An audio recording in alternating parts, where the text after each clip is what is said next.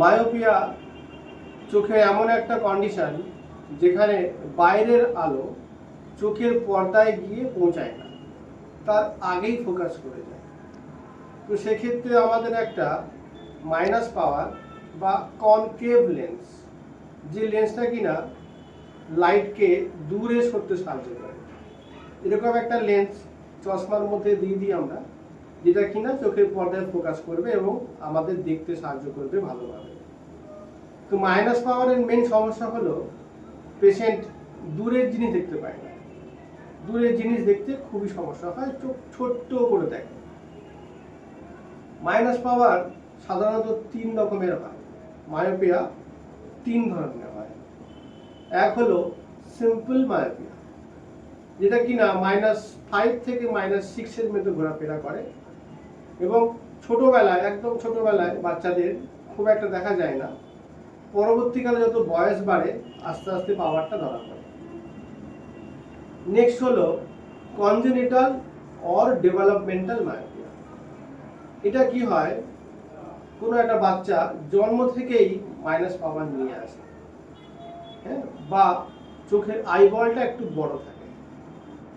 তো এইটা প্রায় -10 পর্যন্ত যাওয়া আসা করে, বা কম বেশি হয় 10 সামথিং, কখনো সিলিন্ডার হালকা, এর মধ্যেই থাকবে।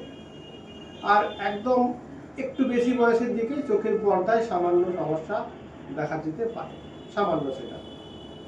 নেক্সট হলো প্যাথোলজিক্যাল মায়োপিয়া। এই ধরনের মায়োপিয়া কিন্তু বেশ ডেঞ্জারাস। কেন কি, চোখের পর্দায় সমস্যা দেখা যাবেই এবং মাইনাস পাওয়ারটা -15 থেকে -25 অথবা তার থেকেও বেশি হতে পারে। ঠিক আছে, মাইনাস পাওয়ার যে আছে সেটা কি করে বোঝা যাবে?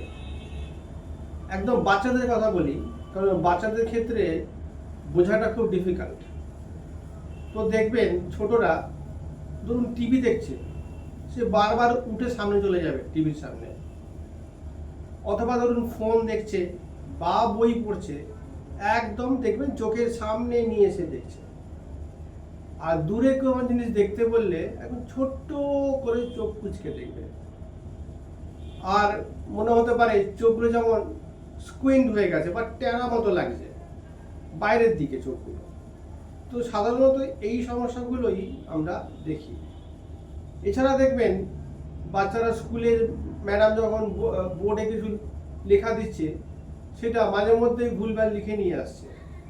তো এটাও কিন্তু একটা সিমটম যে হয়তো তার দূরের সমস্যা আছে অথবা মায়োপিয়া আছে। তো বাড়িতে যদি কোনো ছোট বাচ্চা থাকে, 3.5 বছর প্লাস যারা আছে, তাদের কোনো অসুবিধা হোক না হোক, আপনি বুঝুন বা না বুঝুন, অবশ্যই একবার চোখটা চেক করাতে হবে।